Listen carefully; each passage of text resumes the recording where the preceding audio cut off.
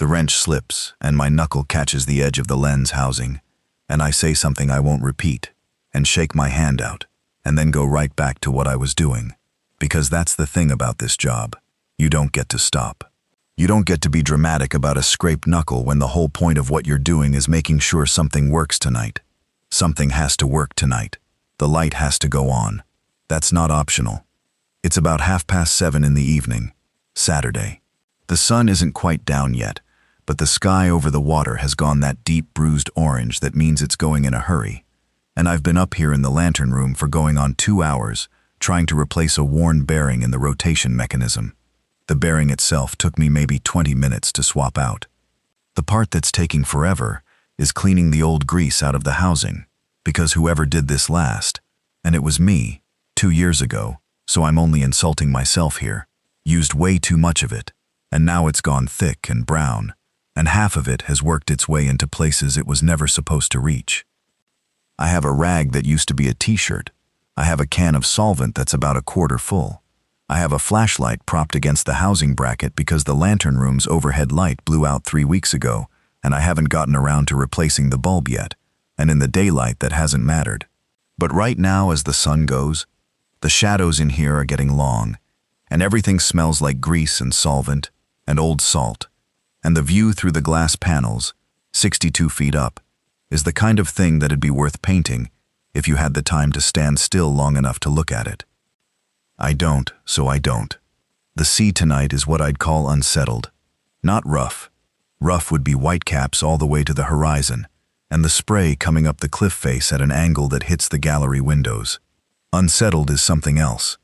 Unsettled is when the water looks like it can't make up its mind.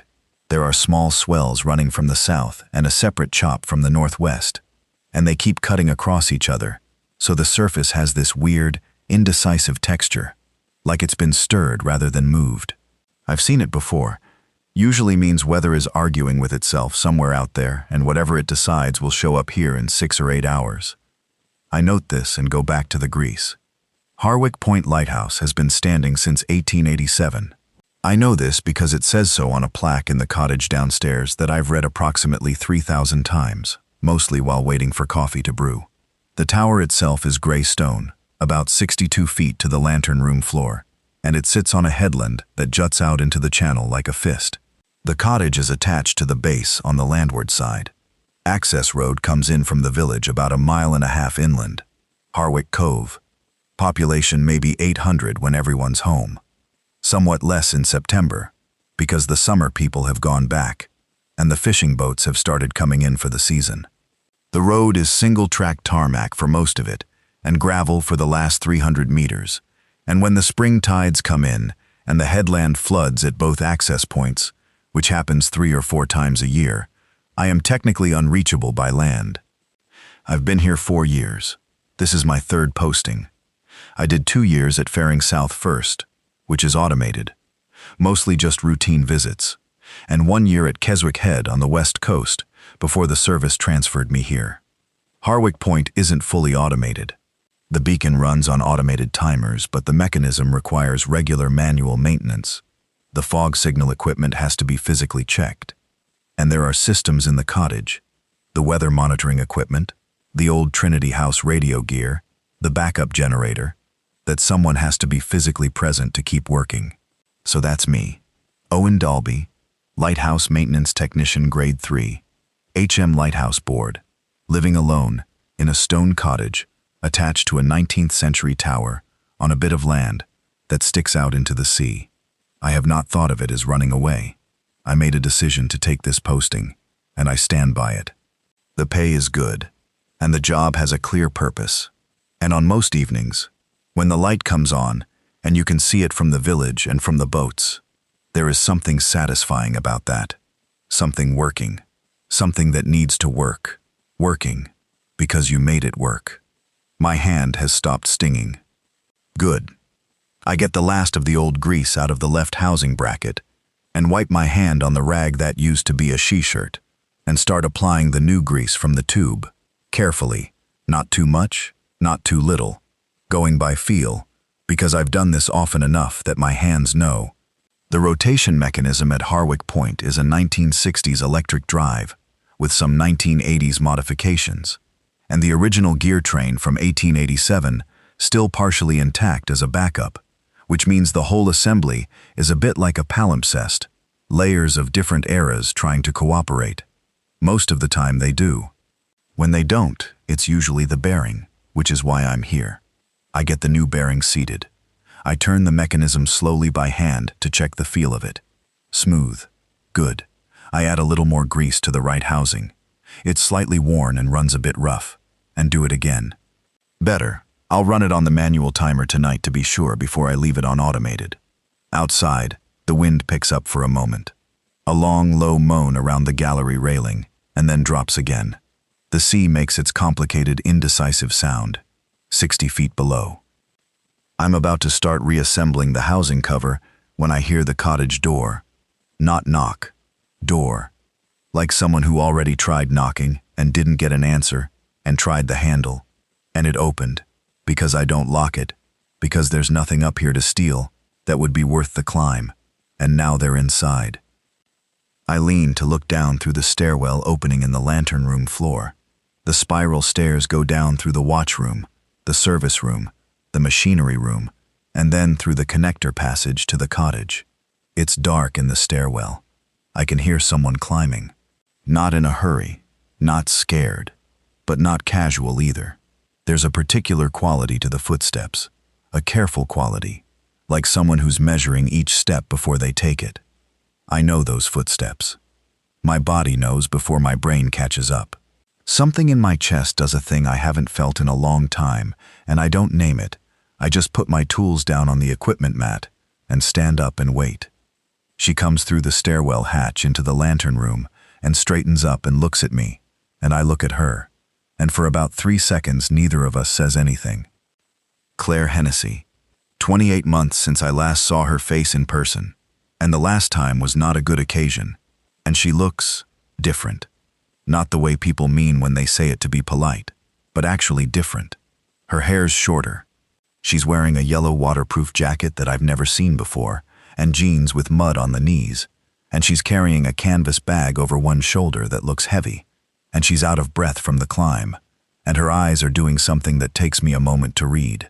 Fear, not just out of breath. She's scared. Owen, she says. Claire, I say, as if we do this every Saturday. She looks around the lantern room briefly, the tools, the housing cover I've left off, the rag on the floor, and then back at me. The road was open, she says. I couldn't. The tide's not up yet. I didn't know if you'd be here. I'm here, I say, which is all I've got for a moment. She puts the canvas bag down on the equipment mat next to my tools and unzips it, and what she pulls out is not what I expect. It's a book. Spiral-bound A5 orange cover. Well, the cover used to be orange. It's faded now to something between orange and brown, and the edges are soft from handling. I recognize it before she holds it up. The Coastal Emergency Signal Reference. The old one, the pre-digital edition. I know exactly what it is because I've got a copy in the cottage downstairs. We both do. Or we both did.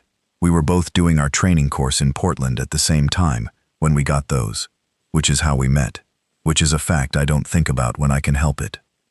The lighthouses are talking to each other, she says. The ones on the coast, I've been watching it for about 40 minutes. Faring South, Portlamouth Head, Gull Rock, and at least 2 others further up the channel. They're flashing a pattern. I know it's a pattern, because it keeps repeating, and it's not a navigation signal, and it's not standard automated sequences. I look at her. I thought it was a maintenance error at first, she says. A timing fault, multiple towers with the same glitch. But the sequences are different at each light, and they're responding to each other. She says this like she's had to convince herself of it, like part of her is still hoping I'll tell her she's wrong. Let me see the book, I say. She hands it over. I open it to the back section, the emergency signal protocols. I know roughly what I'm looking for, the old chain beacon warning system, pre-radio, pre-satellite. The coastal lighthouses were designed a long time ago, with a secondary signaling system built into their light patterns, a way of sending simple encoded messages along the chain when communications were down. It was considered obsolete by the 1970s. The codes are still in the reference book, but nobody's used them in living memory. Come and show me which lights you could see from where. We go down to the gallery, the exterior walkway that circles the lantern room, and stand in the wind and the last of the orange light, and she points out across the water. There's Gull Rock light to the southeast, flashing white every 4 seconds. No, wait. She's right. That's not the standard 4-second pattern. That's, I counted, 2 quick, pause, 3 quick pause, 1 quick, then the long pause before it repeats. I look back at the book. 231. Emergency Signal Prefix Code. A preamble code that means what follows is an emergency communication. Okay, I say. Yeah, she says. Where's fairing south? That direction. She points north. Too far to see from here, but I know where it is. What was it doing? 7 and 4. Repeating. I flip through the reference. Emergency signal prefix. Secondary alert. Regional emergency. Spreading rapidly. Do not approach population centers. 7 and 4. And Port Lamouth? 5. Just 5. Repeating. Then the long pause. 5 is the query signal. It means a lighthouse is asking, does anyone receive this? I close the book and hold it against my chest, and look at the water, and don't say anything for a moment. When did it start? I ask. I first noticed it about 45 minutes ago, Claire says. Maybe 8:15? But it might have been going before that. I don't know. I wasn't looking at the lights specifically until there was something on the radio, on the car radio, driving down. It didn't fully connect until I was parked in the village and I saw the pattern. What was on the radio? She pauses. She is looking at the water and not at me, and her jaw does a thing I remember from before. A kind of setting, like she's choosing words. Reports of violent incidents, she says. Multiple areas. Bournemouth, Exeter, Plymouth. Police were calling it a public health emergency. They were telling people to stay indoors and avoid contact with other people. Then the signal cut out. Cut out how? Just static, mid-sentence. I look at the book again. Regional emergency.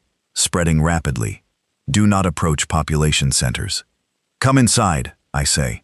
I need to try the radio. We go back through the gallery hatch and down the spiral stairs.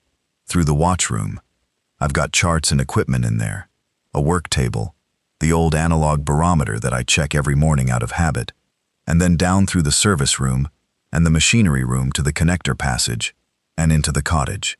The cottage is 1 floor, low ceilings, stone walls that are thick enough that in summer it stays cool, and in winter it stays just barely warm. Small kitchen that I've made functional, a main room with a table and 2 chairs, and a sofa that came with the posting and has been here for at least 20 years, based on the state of the cushions. A bedroom through a door in the back. A bathroom off that. I've made it livable. I haven't made it homey, particularly. The radio setup is in the main room, on the table in the corner. I've got the standard coastal weather radio, the VHF maritime set, and the older SSB radio that's part of the Trinity House emergency equipment. It's supposed to be able to reach the Coast Guard station directly and also operate on international distress frequencies. I switch on the VHF first and put on the headphones. Channel 16 is the standard maritime distress and calling frequency. It is supposed to have traffic on it. Ships, boats, Coast Guard, routine calls, weather broadcasts. At 8:30 on a Saturday evening in mid-September, there should be something. There's nothing. There's a carrier signal. The frequency is active. Something is broadcasting, but it's just white noise. A long, featureless hiss that means either the transmitter at the other end is on, but not sending intelligible data, or the signal path is blocked, or something is wrong with the equipment. I check the equipment. The equipment is fine. I switch to channel 67, then channel 70, which is the digital selective calling channel, the automatic distress relay system. Channel 70 should be quiet, except when someone's in distress, when it sends automatic beacon alerts. There are 2 alerts in the queue. No, 4. I look at the codes. 4 separate vessels have activated their appear beacons in the last 2 hours, all of them within about 20 miles of this coast. Owen. Claire is standing at the cottage window, looking out at the headland and the road. Owen, there are lights on the road. I pull the headphones off and go to stand next to her. The access road from Harwick Cove runs along the ridge above the headland for part of its length before it drops down to the flat ground behind the lighthouse. From the cottage window, on a clear evening, you can see the ridge road for about 600 meters before it bends behind the stand of wind-bent hawthorns that marks the edge of the headland. There are lights on the ridge road, vehicle headlights, more than one, moving toward us. How many vehicles do you think are in the village? I ask. I don't know. There were maybe 10, 12 cars in the car park by the pub when I drove through. Some trucks. The fishing boats were all in. Is the tide up? She looks at her watch. Not for another hour and a half, maybe 2 hours. The lower access point floods first, then the upper. So there's still an hour and a half before both access points are underwater. About that. The headlights on the ridge road have stopped moving. Someone has parked up there. They're not coming down to the lighthouse. They're just stopped. I go back to the radio and try the SSB set. The SSB has a longer range than VHF, can theoretically reach transmitters hundreds of miles away. I scan through the frequencies.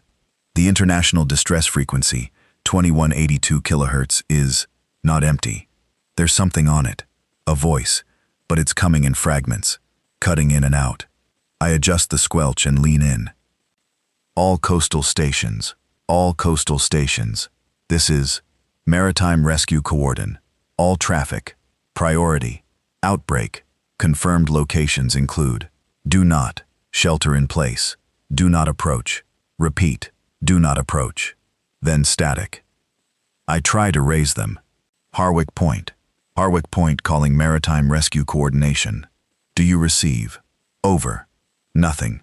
I try twice more. Nothing. I sit back from the radio and look at my hands for a moment. Outbreak, Claire says. She's been standing right behind me and I didn't notice. That's what it said. The lights on the ridge, she says. Those are people from the village. They've done what people do. They've driven somewhere they think is high, or safe, or away from other people. Or they've driven to us because of the light, I say. She picks up the orange emergency signal book. The second signal, she says. After the regional emergency prefix, 7 and 4, spreading rapidly. She flips to the back of the index. There's a timescale code in here, for supplementary messages. It's in the index under temporal markers. I take the book. She's right, there is. I find the section. Temporal marker codes, for use in chain beacon emergency sequences following an initial alert. Code 3 means days. Code 2 means hours. Code 1 means less than 1 hour. What was the third signal, I ask her, after the 7 and 4? She thinks about it. 3 quick, then a long one, then 3 quick. I find it. 313.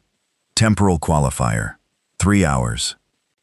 I put the book down on the table carefully, because it's a reflex, being careful with things, and then I stand there in the kitchen of my cottage, with the radio crackling behind me, and the lights on the ridge road outside the window, and my ex-girlfriend standing 2 feet away from me smelling of rain, and whatever shampoo she uses, that I apparently still have filed somewhere in the back of my brain, and I think, 3 hours. 3 hours before whatever this is gets here. It's 8:35 now. That means by 11:30, give or take, the coast is going to be in it. I say, out loud, because I need to hear it arranged in order. We have roughly 3 hours before something reaches this coast. The vehicles on the ridge are probably people from the village who've gotten the same information from the radio. The tide won't completely close both access roads for about 90 minutes. So for 90 minutes, people can still get to us. After that, we're cut off by water on the landward side. And the sea on the other 3 sides, Claire says. Yes. So what do we do? I think about that. Not long. I'm not the kind of person who needs a lot of time to sort through options. Not in this job. Not when the problem in front of you is concrete. Abstract things I'm bad at. Concrete things. Mechanical things. Things you can touch and test and fix. Those I can move on fast. The lighthouse needs to keep running, I say. If there are people on the water, if the coast is going dark, they need this light. That's first. I need to finish sealing the lantern room housing and get the rotation back on. Okay. Then we do an inventory. Every supply in this building, every room, every cabinet. We know what we have. The supply room, Claire says. The maintenance bay. How much is in there? Fair amount. Trinity House delivers quarterly, and I'm maybe 6 weeks into the quarter, so we're reasonably stocked. I'll tell you what's there when I look. And the people on the ridge. I look out the window again. The headlights haven't moved. Someone up there is sitting in their car, on the high ground, waiting.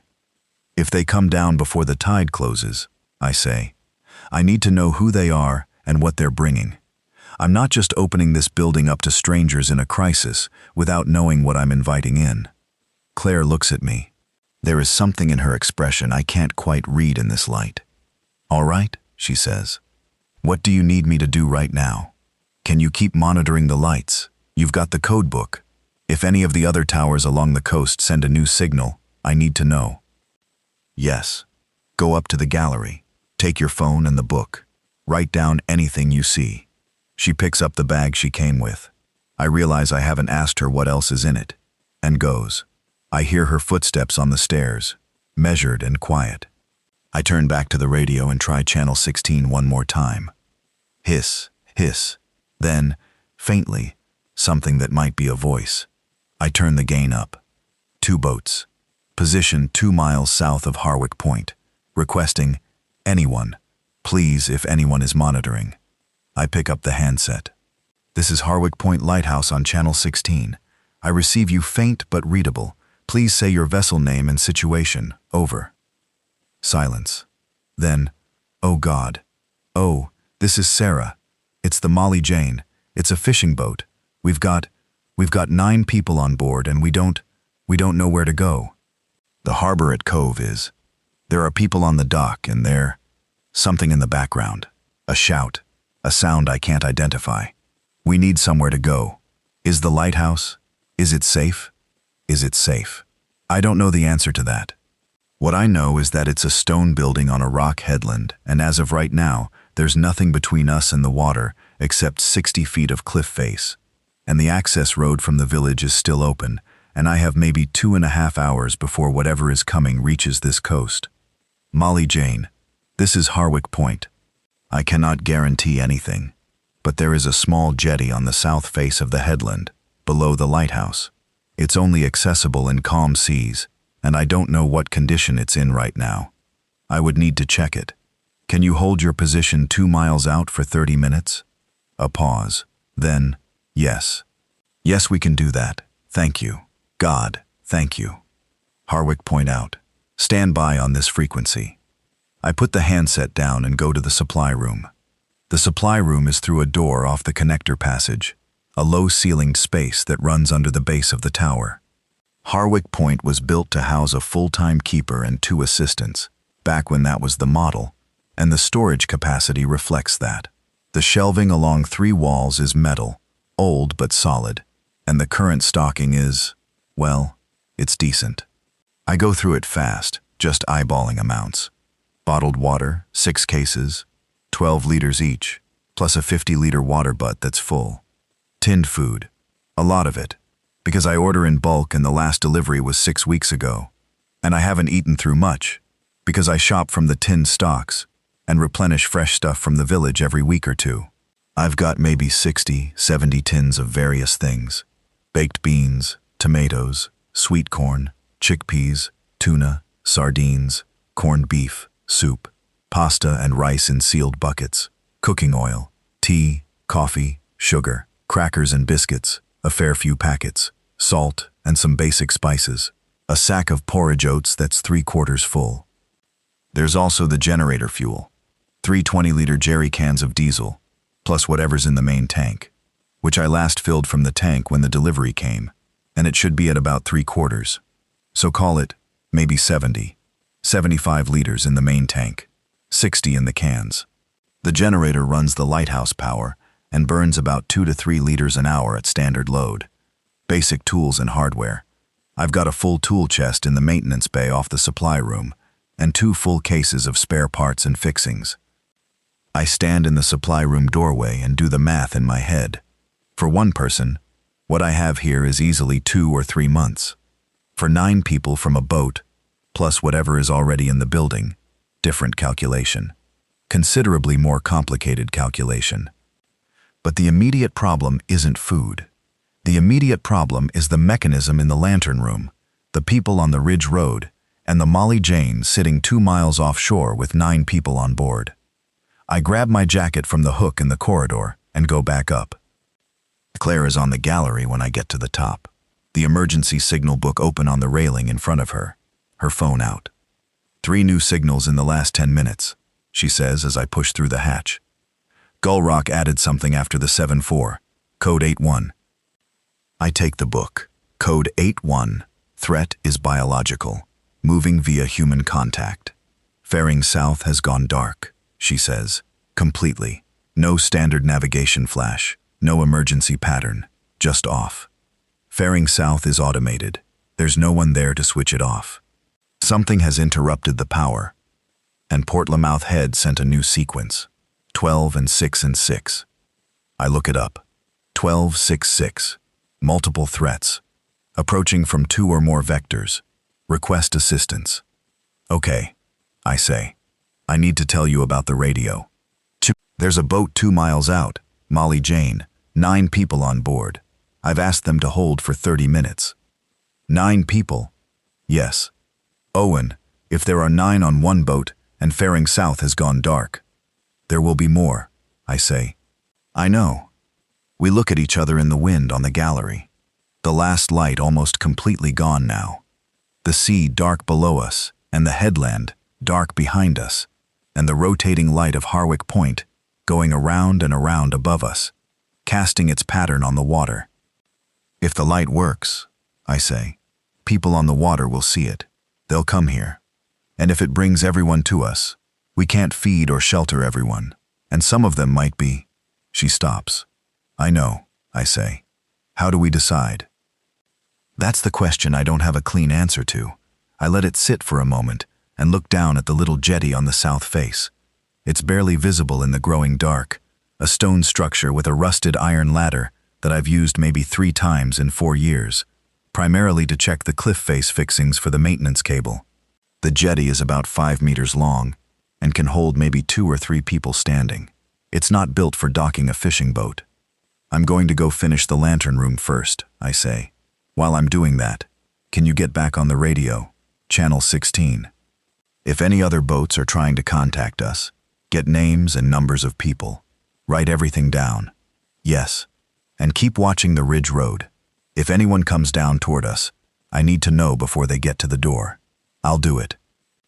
I go back through the hatch to the lantern room and pick up where I left off. My hands know what to do, so my brain is free to run the problem. And the problem is this. It's about 8:50 in the evening on a Saturday in September. There is some kind of outbreak spreading along the south coast. The lighthouses are communicating in a code that hasn't been used in living memory, which means whoever is sending it has either found the old protocols in an emergency manual or someone thought to plan for a scenario where normal communication infrastructure goes down. 3 hours from 8:15 puts us at something arriving on this coast around 11:15. The tide fully closes both access roads from the village at approximately 10:15. So between now and 10:15, the road is open. Anyone who wants to come to the lighthouse can come to the lighthouse. After 10:15, the headland is physically cut off from the land. After 11:15, whatever is coming is here. I get the housing cover back on. I run the mechanism manually. Smooth rotation, the light projector moving steadily in its ring, the beam sweeping through the glass panels. Good. I put it back on the automated timer, and it picks up the standard flash sequence, and I can hear it above me, the motor running clean and quiet, the light going around and around. I go back down to Claire. She's got the VHF handset in one hand and her notebook, a real notebook. She always carried one. I used to tease her about it in Portland when everyone else was taking notes on tablets. She wrote everything by hand. and she's written down what looks like 3 or 4 entries. 5 vessels total so far, she says. Molly Jane, 9 people. Fishing trawler called Sea Kestrel, 16 people. A private motor cruiser called Arundel, 4 people. A Ribe, inflatable. She's got 7 on board. She says she's only got enough fuel for about another hour at low speed. And there's something else, further out. I could hear them, but I couldn't make voice contact, just distress beacons. 16 on a trawler, I say. Yes. I look at the numbers. 9 plus 16 plus 4 plus 7. 36 people. Plus Claire. Plus me. 38 human beings in a stone lighthouse and cottage on a headland, with a 2-month supply for 1 person. We need to extend the supplies, I say. Which means I need to go to the village before the tide closes. Claire stares at me. There's a Land Rover in the maintenance bay, I say. It's 4-wheel drive, and I can make it to the co-op and the chandlery, and back in 40 minutes. I need to go before 10:15. Owen, people in the village might be... I know. But if I wait, the road closes, and we've got what we've got, and it might not be enough. I'll go with you, she says. No, I need you here to manage the radio, and the people on the ridge, if someone comes down from there. You need a second person on the run. 2 people move faster and carry more and... She stops, takes a breath. And if something goes wrong, 1 person alone in a village in a crisis is a worse situation than 2. She's not wrong. She's not wrong, and I know it. Fine, I say. But we go now. In the next 10 minutes. What about the boats? I pick up the VHF handset. Molly Jane and Sea Kestrel. This is Harwick Point. I'm going to be off radio for approximately 40 to 50 minutes. Do not approach the jetty until I'm back on radio. If you see the main light stop rotating, do not approach under any circumstances. Harwick Point out. I hang up the handset. I look at Claire. Did you drive down? I ask. My car's in the village car park. We'll take the Land Rover. Grab anything you've got in that bag that might be useful. She looks at the canvas bag she brought. I've got the code book, a first aid kit, small one, basic. My car has more in the boot. There's a full first aid bag, and some other stuff I grabbed when I left my flat. When did you leave? About 2 hours ago. I was at home, heard the radio, looked out the window at the coast and saw the patterns, and drove straight here. I look at her for 1 second longer than I mean to. Why here? I say. Because of the code book, she says. Because I knew you'd have one. Because this is a lighthouse, and if there's anywhere along this coast that's going to matter tonight. She stops. Because I didn't know where else to go, Owen. All right? I didn't have a better plan. That's honest. I give her that. Come on, I say. The Land Rover is in the maintenance bay, which is a separate stone structure, about 20 meters behind the cottage, connected by a gravel path. It's a long wheelbase Defender, 10 years old, diesel, belonging to the Lighthouse board, and I use it for supply runs and maintenance jobs along the headland. I've kept it serviced because that's what I do. I keep things working, and it starts first try. I back it out and turn onto the access road, and Claire gets in the passenger side. We go. The road from the headland to the village is 1.5 miles, most of it single track, and at night with the headlights on, you can see about as far as the first bend, and then you're taking the rest on memory. I drive it fast because I know it, every rise and rut, and the place where the drainage ditch runs close to the left edge. Claire holds onto the door handle and doesn't say anything. The village is not okay. I know this before I see it, because there are no lights. The street lights on the main road into Harwick Cove are automatic. They've been on since dark, but they're off now. Power cut. The pub has its outside light on. They've got a backup generator for the beer pumps. I know because the landlord, a man named Gary Pellet, complains about the running cost every time I stop in. And there are a few houses with lights in the windows, probably battery-powered things. The car park by the harbor has 2 sets of headlights in it, vehicles parked and idling, and I can see people standing near them.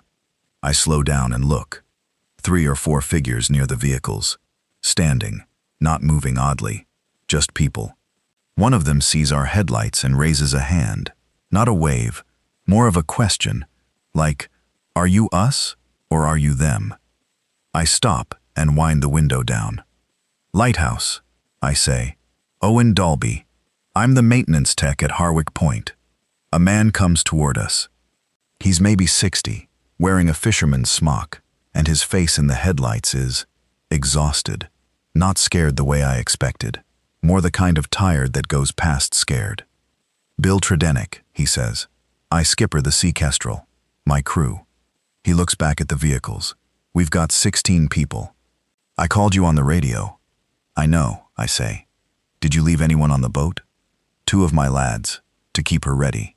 All right, listen, I need to do a supply run. The co-op and the chandlery. You want to be useful, you come with me and help carry. Your 16 people, are any of them injured or sick? 3 hurt, nothing serious. Nothing. Nobody's been bitten. The word bitten lands a specific way. It tells me what kind of thing this is. Are you sure? I ask. His eyes don't flicker. I'm sure I know my crew. Okay, I say. Get in. My partner comes too. I look sideways at Claire, and she looks at me, and neither of us comments on partner, because now is not the time. Bill gets in the back.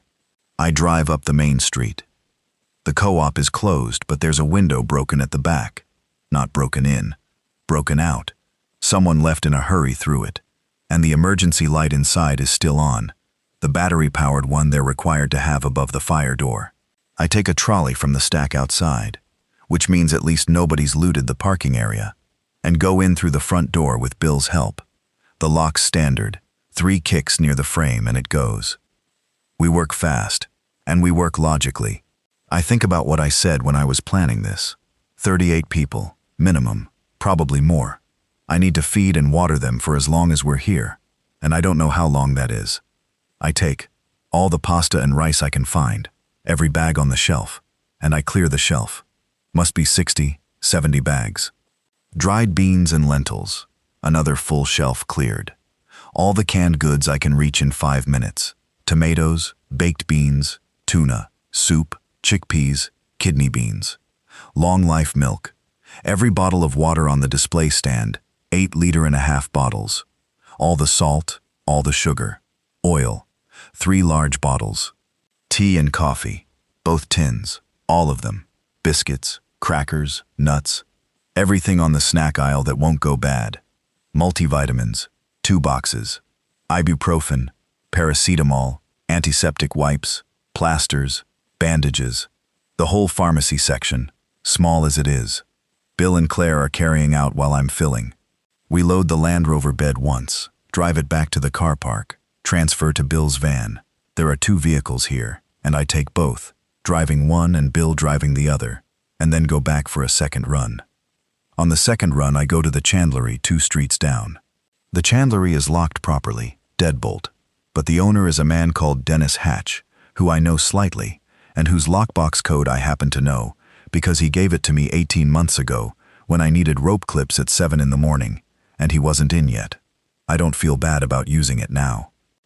From the chandlery I take every length of marine rope I can carry, 3 coils, cable ties, heavy ones, 2 hand crank spotlights, a box of marine flares, a waterproof handheld VHF radio, still in its packaging, glow sticks, 2 boxes, a waterproof first aid kit, large one, cable cutters, a hand-bearing compass, 2 survival blankets, and a fold of chart paper, the coastal charts for this area, which I want because I have chart copies in the Lighthouse, but extras are useful.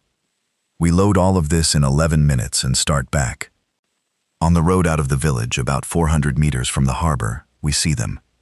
2 figures on the roadside, walking, coming toward us.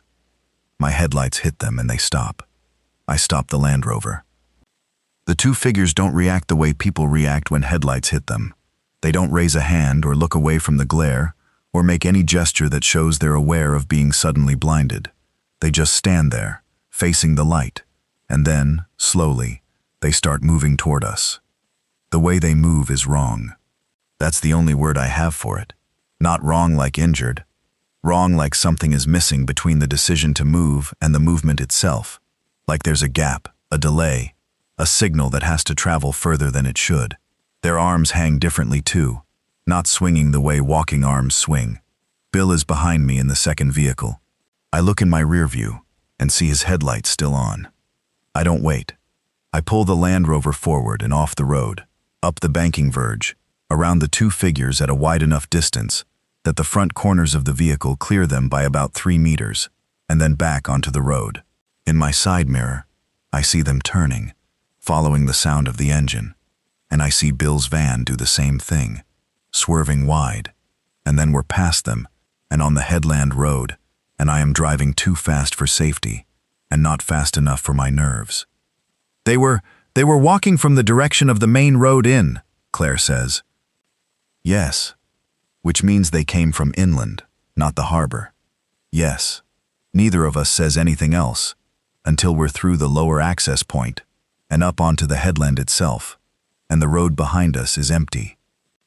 I check the clock on the dashboard, 9:42, 23 minutes until the tide closes the lower access, maybe 50 minutes until the upper access floods.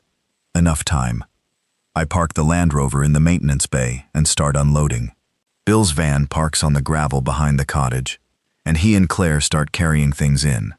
I tell Claire which bags go to the supply room and which go to the kitchen, and she follows the plan without asking. She's good in a crisis. That's one of the things about Claire. In a crisis, she goes very quiet and very focused and very competent. We are similar in that way, which was one of the problems, actually. Two quiet, competent people in a relationship with no idea how to talk about anything. Not the time.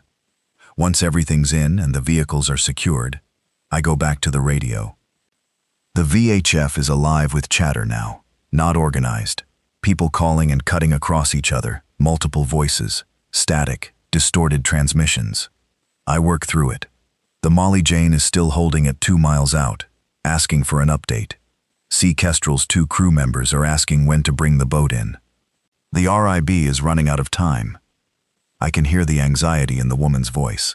She says the motor's getting rough, and 7 people on an inflatable in an unsettled sea is not a comfortable place to be. The Arendelle cruiser hasn't responded to my check-in, but I can see something on the AIS display, a vessel at about 1.5 miles, stationary. And there's a new vessel, a bigger one, further out. I can't make voice contact, but the DSC display is showing an identity code, a registered vessel, name coming up as Kelpie Point, type fishing vessel, last registered port, Fairing. Fairing, where Fairing South Lighthouse is dark. I don't like that. I go up to tell Claire. She's been on the gallery again, watching the lights. Gull Rock is still going with the emergency sequence. There's a light further up the coast that she doesn't recognize from the chart. A new point she hasn't been able to identify, sending a very fast sequence she can't decode from the codebook. There may be something in the back pages, I say. The supplementary codes. They were added in a later edition. She flips through. I look at the fast sequence she's written down in her notebook. She took it down in groups of dots and dashes, shorthand, very precise. 3 long, 2 short, 4 long, 2 short. I look at the supplementary index. That's not in the standard signal index, I say. That's from the military supplement. There's a reference in the 1962 revision of the protocols. It was for use during civil emergencies, when civilian and military communications were both compromised. What does it mean? I read the supplementary index. Evacuation point. Active. Coordinates follow. We look at each other. Someone is sending evacuation coordinates, Claire says. From a lighthouse we can't identify. In a code from 1962. Yeah. Owen, we have to decode the coordinates. I know. I take the book. I need the full sequence from that light. You've got 3 long, 2 short, 4 long, 2 short. What comes after? It's still going. It's a long sequence. I was writing it down, but then you came up. We go back out onto the gallery together, and she lifts her phone. The screen is bright enough to read the notebook by, and starts calling out the sequence as the distant light flashes, and I flip through the supplementary index. The coordinate encoding in the 1962 military supplement uses a simple transposition. Each grouped sequence maps to a number, and the numbers are degrees and minutes in standard latitude-longitude format. It takes 17 minutes to get the full sequence written down and worked out. My fingers are cold on the gallery railing, and my breath is misting, and the sea below is making a sound like something large breathing. But I have it. I read the decoded position out to Claire. She types it into her phone maps application. It comes up as a point about 40 miles northwest along the coast. A place called Morecambe Bay. There's nothing there on the satellite image except what looks like a large flat area behind the beach. It could be a car park or a field, or a cleared industrial site. 40 miles, Claire says. By sea, I say. If the Molly Jane is still seaworthy, and the Sea Kestrel can take passengers, we need to tell the boats. I know. But first I need to bring the boats in, and we need to deal with the people on the ridge. Claire puts her phone away. The wind comes around the gallery corner and takes her hair across her face, and she pulls it back and holds it there, looking out at the water. The boats are out there, invisible except for 1 or 2 running lights. The vehicles on the ridge are still there, she says. They haven't moved. I'm going to go up to them, I say. Alone? You stay here and manage the radio. If any boat tries to approach without me telling them to, get on the channel and tell them to hold. Owen. She puts her hand on my arm and then takes it off again. Be careful. I always am, I say, which is not entirely true. I take the hand crank spotlight from the chandlery supplies which I've left in the maintenance bay, and a charged VHF handheld in my jacket, and I walk up the access road to the ridge. There are 3 vehicles on the ridge. A pickup truck, an old estate car, and a transit van. The transit van has writing on the side, a plumbing business from the next town over. 9 people in total, outside the vehicles or sitting in them. And they look up at me as I approach, and there's that same calculation in their faces that I saw in Bill Tredenick's face. Are you us or them? Owen Dalby, I say. Lighthouse maintenance. This is my posting. A woman steps forward. She's maybe 40, wearing a fleece and boots, and she has a boy of maybe 8 or 9 beside her holding her hand. My name is Heather Marsh, she says. We came up from the village. There were people on the main road. We couldn't get through. I know, I say. I saw them coming back. What is it? A man from behind her says. He's younger, maybe 30, and he sounds like he's working to keep his voice level. What's actually happening? I don't know exactly, I say, which is the honest answer. There's an outbreak of something. Violent, spreading fast. The coast is being affected. I've been in radio contact with boats offshore with refugees, and I'm trying to coordinate getting everyone to the lighthouse for now. For now, the younger man says. There may be an evacuation point, 40 miles up the coast, I say. I don't know if that's reliable yet. For right now, the lighthouse is the best option. It's stone. It's on a headland that's cut off by tide in, I check my watch, 20 minutes. Once the tide's up, nothing comes across from the land. What about the boats? Heather asks. If the boats bring people, I control what comes off the boats, I say. Nothing comes off a boat without my go-ahead. But I need to know, has anyone here shown symptoms? Aggression, confusion, any kind of violent episode in the last few hours? They look at each other. The kind of look that means they've already been asking themselves this question. No, Heather says. Everybody in these vehicles is accounted for and clear? Yes, I'm certain. I look at the boy. He is watching me with an expression that is intensely calm, the kind of calm that children get when they are processing something enormous. All right, I say. Come down. Park the vehicles behind the cottage. Keep them available in case we need to move. Don't bring anything you don't need. Heather nods and turns to organize people. The younger man. I catch his name later. It's Dylan Price, 27. He was in the village visiting his grandmother. That's all he keeps saying. I was just visiting. Comes to walk beside me as we go back down. Are they dead? He says. The ones on the road. Are they dead people walking around or? I don't know what they are, I say. They were alive enough to be moving. Whatever else is going on, I don't know. He's quiet for a moment. I tried to help one of them before we got in the cars. A woman, she was on the ground outside the shop.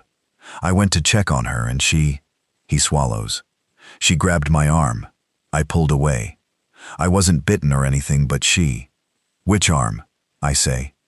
Left. She grabbed the sleeve. I pulled back and she lost her grip, but show me. He pulls back his sleeve. There's redness on the inside of his forearm, a faint oval pattern, grip marks, no broken skin. No scratch? I say. No broken skin anywhere. He looks at the arm carefully. No. Okay. I hold the light on it for another moment. It really does look like just grip marks, bruising coming up. That stays on the outside of the building until I'm satisfied, I say. I'm sorry. I don't have the equipment to test anything, so all I can go on is what I can see. I understand, he says, and he sounds like he means it. I walk them all down to the cottage and settle them in the maintenance bay and the main room and tell them to wait. I get Claire's first aid bag from the Land Rover. She mentioned it had more supplies, and bring it inside. I give Heather, who turns out to have worked as a nursing assistant for 3 years, the combined first aid supplies, and ask her to go through the 3 injured from the Sea Kestrel crew when they come ashore. Then I go back to the radio. Sea Kestrel, Molly Jane, all vessels on this frequency. This is Harwick Point. I'm about to begin bringing you in. The approach is to the south jetty, on the south face of the headland. Use running lights only. Come in 1 vessel at a time, slow speed. Have your passengers ready to disembark quickly. Do not bring anyone ashore who is showing signs of illness or injury without declaring it to me first. Do you all copy? They copy, 1 by 1. Bill's 2 crewmen on the Sea Kestrel copy. The Molly Jane copies. The Rib copies. And the woman on it sounds so relieved her voice breaks a little. The Arundel doesn't respond. The Kelpie Point, the larger vessel from Faring, still doesn't respond. I take the handheld to the south cliff and stand at the railing above the jetty with the hand crank spotlight and guide them in. The RIB comes first because of the fuel situation, and I watch it come around the headland in the dark, a small bright shape in the chop, and it takes the 3 available meters of jetty with about 6 inches to spare. 7 people off an inflatable, 4 adults, 2 teenagers, a child who is too young to count years by looking. They're cold, wet, not injured, terrified. I get them up the cliff path. There's a path, rough stone steps cut into the rock face, which I use to access the jetty for maintenance, and get them into the maintenance bay, where there's at least some warmth from body heat, and I've got the small propane camping stove going from the supply room stocks, boiling water for tea. The Molly Jane comes next. 9 people off a fishing boat in the dark, onto a 5-meter stone jetty.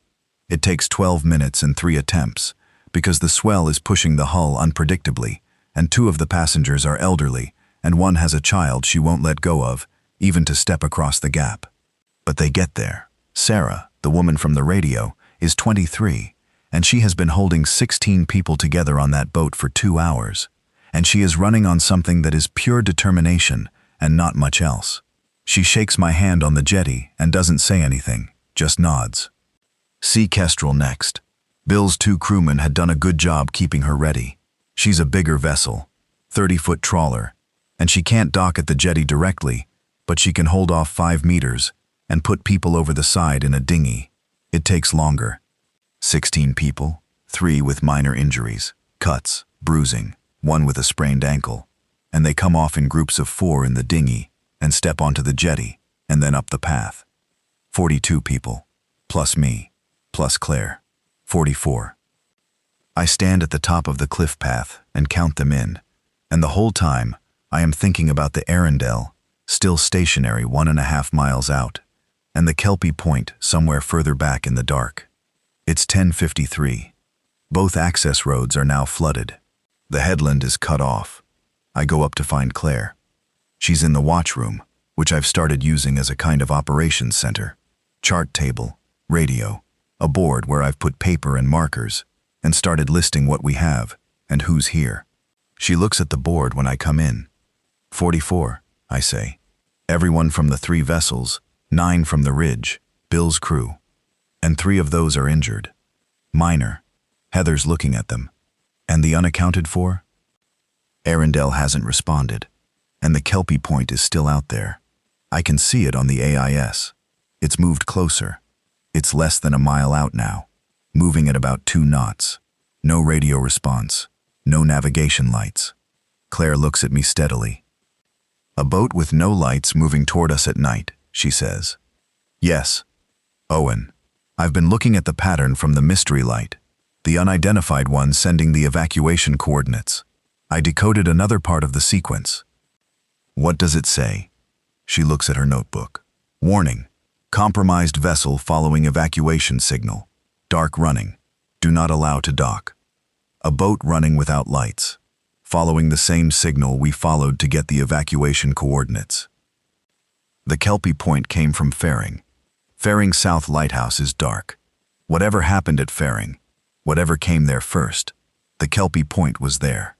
How close is it now? Claire asks. I pick up the handheld and look at the AIS screen. About 800 meters. And the Arundel? Still stationary, 1.5 miles. Could the Arundel be sending a distress signal that we missed? I hadn't thought about that. I checked the DSC log. There is a beacon activation, the Arundel's MEMC number. But it's more than an hour old, before we left for the village. They activated their beacon, and then went silent. Something happened on the Arundel, I say. What do we do about the Kelpie Point? I think about the cliff face. The maintenance cable system runs from a bracket on the lighthouse tower, about 40 feet up, down to the cliff face, and across to a bracket fixed into the rock about 30 meters east of the jetty. It was designed for lowering equipment and supplies to the jetty, when sea conditions made it unsafe to use the path. It's a steel cable, maybe 80 meters long, supported on 4 intermediate fixings in the cliff face. I've used it twice in 4 years. I know it holds because I inspect it every 6 months, and the last inspection was 2 months ago, and everything was sound. It would also, if the jetty were compromised or blocked, be a way to access the cliff face from above without using the path. But that's an escape thought, and I'm not at escape yet. I'm going to go up to the lantern room and put the spotlight on it, I say. I need to see what's on that boat. I'm coming with you, Claire says. We go up together. In the lantern room, I take the big hand-crank spotlight, commercial grade, 800 lumens, from the chandlery run, and open the hatch to the gallery, and lean out and point it at the water. 800 meters in calm conditions would be easy. In the chop and the dark, with sea spray diffusing the beam, I can see to about 400. I sweep the beam across the water, and for a long moment there's nothing. Then I find it. The Kelpie Point is a fishing vessel, bigger than the Sea Kestrel, maybe 50 feet. She's running no lights at all. No navigation lights, no cabin lights, nothing. She's moving on a very slow heading toward the headland. I can see the hull shape in the spotlight beam.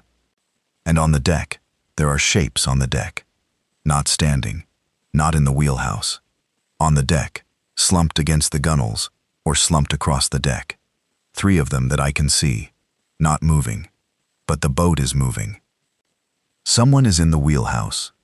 I sweep the beam to the wheelhouse and through the glass. In the reflected light, I can just make out a shape at the wheel. A shape that is not standing straight. A shape that is swaying with the motion of the boat and not correcting for it. Is that? Claire starts. Someone's in the wheelhouse, I say. But the rest of the crew are on deck, not moving. Not moving like, I don't know. I can't tell from here. The Kelpie Point is 600 meters now. Still coming. I go back down to the radio and pick up the VHF. Kelpie Point. Kelpie Point. This is Harwick Point Lighthouse on Channel 16. I have you in my sight. If anyone on board receives this, respond now. Over. Hiss. Hiss. Then, very faint, very slow, a voice. A male voice. And it sounds like the man is having difficulty with the words. Harwick. This is Kelpie Point. I need help. Kelpie Point. What is the state of your vessel and crew? Silence. Long silence. My crew. Another pause. Much too long. My crew are gone. Gone how? Are they? Can you describe the situation on board? They were bitten. In Faring Harbor. We tried to get out. Some of them were bitten before we knew what was happening. His voice has a quality to it that I am trying not to name. Slow, thick, like he's had to dredge each word up. I've been driving the boat. I'm the only one left who could drive it. I kept going, because the light. I saw your light. How long ago were your crew bitten? Silence. Kelpie Point, how long ago? Few hours. Pause. Maybe 3. 3 hours. Are you injured? I ask. Are you bitten? Very long pause. Kelpie Point. Respond. I think. His voice breaks. I think I'm getting sick. I don't feel right. I've been sick since. I was in the harbor. There was blood. I don't know if it. I didn't see anyone bite me. But I feel very wrong. I look at Claire. She is looking at the radio, and her face is very still. Kelpie Point, I say. I cannot let you dock. I'm sorry. I need you to cut your engine and hold position. Please. The voice on the radio, suddenly much more immediate. Please, I'm on a boat with. There are bodies on my deck. There's nowhere. I have nowhere to go. Cut your engine, I say, and anchor if you can. Starboard there should be a clear patch of sandy bottom about 400 meters from the headland. I'll come back to you. Don't approach the jetty. Okay, he says. He sounds very small. I put the handset down. Owen, Claire says. I know, I say. I know. If he's infected. If whatever this is can be transmitted through blood contact, not just biting. And he comes ashore. And he's wrong but not yet fully gone. Then he walks into a space with 44 other people. But if I leave him on that boat, he's alone with dead people in the dark. And he's sick. And whatever is happening to him without any help. I don't have a good answer. I have a bad answer and a worse answer. What about the Arundel? Claire says, and I'm grateful she's moved on, because I don't want to sit in the Kelpie Point problem longer than necessary. I check AIS again. The Arundel has started moving. It's coming in. It's running lights. Properly. Navigation lights on. Moving on a heading toward the headland at 5 knots. I pick up the handset. Arundel. Arundel. This is Harwick Point. I see you are underway. Come in on this channel before you approach. Over. Harwick Point. A new voice. Male. Calm. Very calm. The kind of calm that is cultivated rather than natural. This is Arundel. We have 4 on board. No injuries. We need to dock. Can you tell me what your situation was? You were stationary for some time. We had a problem on board, the voice says. It's been resolved. What kind of problem? One of our passengers became unwell. A pause. We have 4 on board, 3 adults and a child. What happened to the unwell passenger? Silence on the channel. Arundel. What happened to the unwell passenger? They're no longer a concern, the voice says. And the way he says it, no longer a concern, makes something in the back of my neck go cold. Arundel, hold position. Do not approach the jetty. Harwick Point, we've been out here for over an hour. We have a child on board. I need. Hold position. I'll come back to you. I mute the channel momentarily and look at Claire. He had 4 on board, I say. Now he has 3 adults and a child. Someone became unwell and is no longer a concern. He killed them, Claire says. Or he means something different by no longer a concern. Owen. I know, I say. I know what it probably means. But if he killed someone, if someone on his boat turned and he had to, I can't finish the sentence. That doesn't make the people left on the boat dangerous, necessarily. But we can't know. No. So what do we do? And here's where it gets hard. Because there's a child on that boat. Not a child in the abstract. A child on a boat in the dark, offshore of a headland in an October swell, with whatever happened on that boat happening around them. And there are already 44 people in this lighthouse who I'm responsible for and who didn't know, coming here, that they'd be sharing the space with uncertainty. I'm going to bring the 3 survivors off the Arendelle individually, I say, not all at once. And I'm going to check each one before they come up the path. If I see anything wrong, they go back. And the child? The child comes in. Whatever the adult's situation, the child comes in. Claire looks at me. Her expression is complicated. You've gotten more decisive, she says. It's not quite a compliment. It's something else. Go down and tell Heather and Bill that I need 2 people on the cliff path, not at the top, halfway down, out of earshot of the others. Tell them why. Tell them I need people who can hold a position if someone needs to be turned back. She nods and goes. I go back up to the lantern room to watch the Arendelle's approach from above. The next 40 minutes are the most careful 40 minutes I've ever spent. I bring the Arendelle in to the jetty, 1 person at a time. The first is a woman, mid-40s, who gives her name as Judith, and who is shaking badly, but answers my questions clearly, and shows no signs of any injury. The second is the child, a boy, 7 years old. Judith calls him Eli, and the boy is silent, and has been crying recently, but is physically uninjured. I get them both up the path, and hand them off to Heather at the top. The third person is the man from the radio, and he gives his name as Frank Aldridge, 49, and there's no sign of injury on him, no marks, no bite, no blood. But there's something in his eyes that's not quite right, and I don't mean bitten not quite right. I mean the kind of not quite right that belongs to a person who has just done something they will never be able to undo. He's holding together, but it's a thin hold. Was there a 4th person? I say. He looks at the jetty stones. My brother-in-law, he says. He went before I knew what was happening. Turned on Judith. I stopped him. He says it very flatly. I stopped him. I look at him for a long moment. Whatever he did it to protect the people left. That's the only frame I have for it. Come up, I say.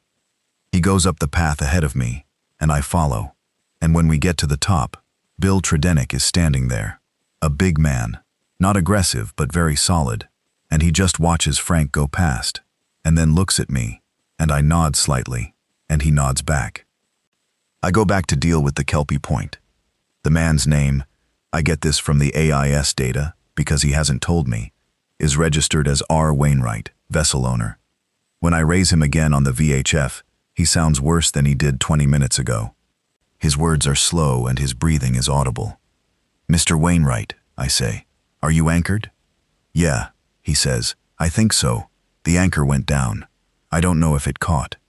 Can you tell me exactly how you're feeling? Hot, he says. Very hot. My hands feel wrong. Everything sounds, a pause. There's a ringing. The ringing is very loud. I look at the AIS. He's about 400 meters out and drifting slightly, which means the anchor probably didn't catch, but it's slowing him. Mr. Wainwright, is there anything I can do for you from here? A very long pause. Tell me it doesn't hurt, he says. He is asking something that I cannot honestly answer. I'm here, I say. I'll stay on this channel. You're not alone. Okay, he says. I stay on the channel. Across from me at the chart table, Claire is looking at a section of the supplementary signal index that she's found in the back of the book. She hasn't said anything for 10 minutes. Around 11:15, right on the 3-hour mark from when the first signals began, the view from the gallery changes. I'm up there doing my regular check of the sea and the headland access roads when I see them. The access road is visible from the south face of the gallery, the part that runs along the higher ground before it dips to the lower crossing. And on that road, at the point where the lower crossing should be flooded and impassable, there are figures, not vehicles. Figures. People, or things that used to be people, walking, not stopping at the water, not hesitating, wading through it, wading through tidal water that's about waist height. I count them in the time it takes me to process what I'm seeing. 7, 8, 12, more behind. Moving slowly, yes, but moving continuously, through the water, which they don't seem to notice. don't seem to react to the cold or the depth or the difficulty of waiting. They're drawn to the light. The beam passes over them and they track it, heads turning, and there's something about that. The way they all do it together, synchronized by the same pull, like plants tracking the sun, that makes my stomach drop in a way I haven't felt before tonight. I am very glad that the cottage and tower are stone. I am very glad about the thickness of these walls. I go down and I go fast. I find Bill and I tell him, and he goes quiet and steady, in the way of a man who has been dealing with difficult weather at sea for 30 years, and knows that panic is a secondary problem on top of whatever the primary problem is. We close and bar the cottage door. There's a solid oak bar that fits into iron brackets, original to the building. The kind of thing you see in very old buildings and wonder about, and now I don't wonder anymore. We close and bar the maintenance bay doors. I go through every window, old casement windows with original latches, which I've always thought were inadequate for security. But tonight, I'm grateful because they're also deep set in stone reveals, and the stone is thick enough that even forcing the latch wouldn't get you in without tools. There are 44 people in this building in various stages of terror, and I tell them exactly what I told Bill, quietly. Not downstairs with everyone listening, but in groups, starting with the ones who can be useful. Bill. Dylan Price, who turns out to be steadier than I expected. Heather. Sarah from the Molly Jane.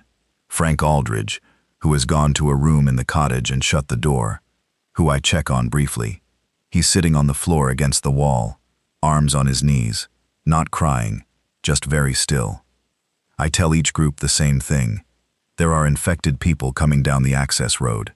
The water slows them but doesn't stop them. They are drawn to light and sound. The building is stone and the doors are barred. We stay quiet and we stay away from the windows that face the road. The children, there are 4 of them in the building, counting Eli, go to the back bedroom. Heather takes the child from the Molly Jane, a 5-year-old girl named Poppy, whose parents are both here, and both wrecked with fear. Judith takes Eli, the boy from the Ridge, whose name I learn is Sam Marsh, Heather's son, goes with a young woman from the Sea Kestrel crew, who seems to have a gift for being calm around kids. Then I go up to the watchroom and I think about the beacon. The beacon has been running since I fixed the mechanism at the beginning of this evening. It's doing its job. Every 4 seconds the light sweeps across the water, and the headland and the sky. It's the lighthouse. It's what this place is. But it's also pulling them to us. I think about this for a while, and then I think about the evacuation coordinates, 40 miles up the coast, and then I think about the boats on the water, the Sea Kestrel and the Molly Jane, currently moored as best I could manage them off the south face, and the Arundel, still at the jetty. And then I think about the maintenance cable. Claire comes up to the watchroom at some point while I'm thinking. She sits in the other chair at the chart table and puts the codebook down. "I've finished working out the rest of the supplementary sequence," she says. "Tell me." "The evacuation point at Morecambe Bay. There's more to it. It's giving a time window. The window opened at midnight, and it's open for, I think for 8 hours, until 8 a.m. So we have until 8 a.m. to get there. If the information is accurate, 40 miles by sea, the Sea Kestrel can do 8 knots on a good day in these conditions, maybe 6, and she'd need to take on passengers, so maybe 5. That's 8 hours. We'd need to leave now. We'd need to leave almost now. The tide's going to be high in about 2 hours, which means the water in the cove near the south face will be at its roughest. And the Kelpie Point is, I check. She's grounded. She came in while I was dealing with the Arundel. She's on the rocks at the base of the south cliff. Oh no. The rocks there are flat, mostly. She won't sink if the hull's intact. But she's blocking access to the jetty. We sit with this. If we turn the beacon off, I say, they might stop coming toward the building, or they might already be here in numbers, that the darkness doesn't matter. If we turn it off, Claire says, any vessels still on the water lose their reference point. And the sequence from the unidentified lighthouse might also stop being receivable. Some of those signals are directional. Do you still have the coordinates from the sequence? I wrote them down, yes. Then we have what we need from it. The question is the boats. She pulls her chair closer to the table. I want to show you something in the code book. There's a section in the supplementary index that I haven't been able to fully decode. It keeps cross-referencing a code that isn't in the main table. Code GX7. GX7 isn't standard. It's from the 1940 supplement. She looks at me. You know that off the top of your head? I spent a lot of time in Portland memorizing the supplementary indexes, I say. There wasn't much else to do in the evenings. It's the kind of thing I would never have said to her at the time. When we were in Portland on the training course, I was 29, and I was pretending to be more interesting than I was, and she was this. Exactly this. Writing things down in her notebook by hand and asking questions that went 2 levels deeper than the question you thought you'd just answered. GX7, she says. What does it mean? It was a code from the Wartime Civil Defense Protocol. Coastal chain warning. Meant specifically to be used when normal communications were down and the threat was both coastal and inland, meaning you couldn't evacuate inland because inland was also compromised. It was for the scenario where the only way out is by sea. And someone is broadcasting it. Someone who has either found an extremely obscure piece of lighthouse history, I say, or someone who was specifically trained in it. Who would be trained in it? Trinity House has old protocols. The older keepers would know it. Anyone who went through the archive training. Did you? I went through the full archive training at Portland, I say. It was optional. I did it because you memorized everything available, she says. There's no edge to it. It's just observation. Yes, and I did too, she says quietly. We look at each other across the chart table. You know GX7, I say. I think so. I'm almost certain. She opens the code book to the back pages. There was an additional pamphlet at Portland, separate from this book, a gray one. Do you remember it? I remember exactly. Gray cover, A6 size, stapled, extremely faded, about 40 pages. A lot of people left it on the table because it looked like administrative documentation. I have one, I say. She looks at me. In the supply room, I say, with the rest of the Trinity House documentation. I brought everything when I moved in. I don't think I've opened it in 4 years, but I kept everything. She's already out of the chair. I follow her down through the connector passage to the supply room, and she starts going through the document folder. Manila, A4. Everything filed neatly, because that's how I work. And she finds it in about 2 minutes. Gray pamphlet, A6. Faded. Coastal Emergency Protocol Supplement 4, 1940. We take it back to the watchroom. It takes a while to find GX7 in the index, because the index is organized by a different system than the main book, but we find it. And when we find it, the entry is longer than I expected. GX7 was a specific code developed for lighthouse stations on the south and east coast of England in 1940, designed to be used in the event of an invasion or mass civilian emergency in which coastal evacuation became the primary option. The code protocol includes not just a warning sequence but a series of operational instructions for lighthouse keepers, what the pamphlet calls station masters, on how to coordinate coastal evacuation from a single lighthouse station. The instructions are specific and strange, and in some ways completely applicable.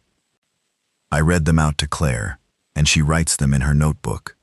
The protocol says, a designated station lighthouse is to remain operational, light burning, until all evacuable vessels have departed. Thereafter the light is to be extinguished, 1 3-second flash sent as a farewell signal, and the station is to be evacuated via the established emergency cable route. Emergency cable route. It means exactly what I thought it meant. The maintenance cable. The 1940 protocol accounted for the scenario where the jetty access was blocked and the cliff path was compromised, and the lighthouse needed to be evacuated with the jetty closed. The cable runs from the tower to the cliff face.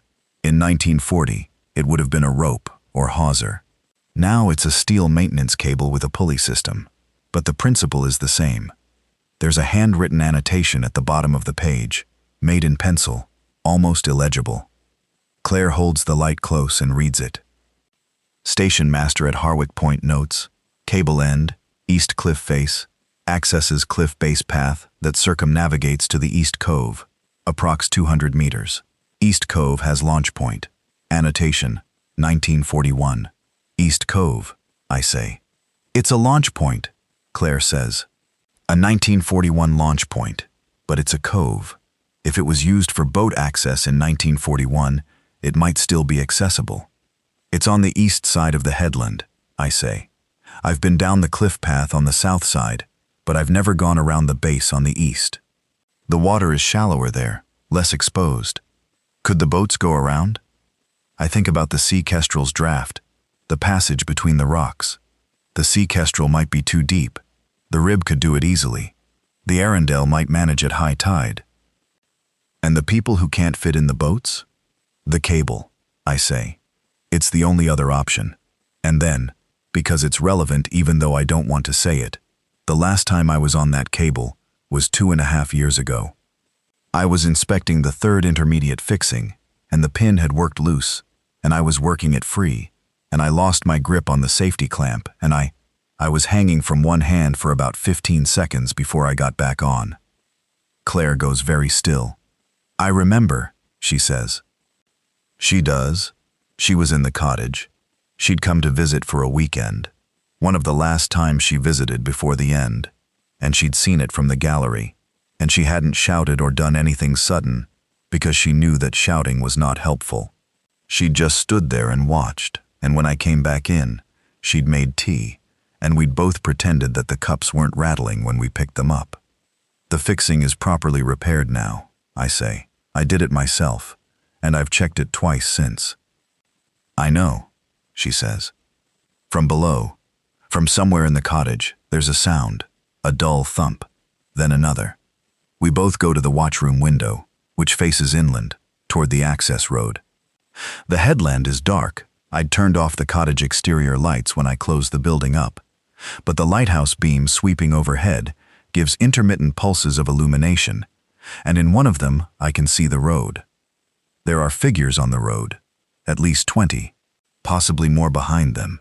They've crossed the tide-flooded lower access. The water there is thigh-deep now, and they're moving steadily toward the cottage. The thumping is the first of them reaching the cottage door. Bill, I say. I go down fast. Bill is already at the cottage door, standing back from it with one of the fishing men behind him. The oak bar is in its brackets. The door is solid. A 4-inch thick plank door with iron straps, the same door that was here in 1887. It is being impacted from outside, rhythmically, not with the desperation of something trying to break through, but with the steady, mindless persistence of something that has registered that there is an obstacle and is pressing against it. The sound from the outside is, I don't have a word for it, not quite voices, not quite the sound of bodies hitting wood, something in between that I would rather not specify. The windows on the roadside, Bill says quietly.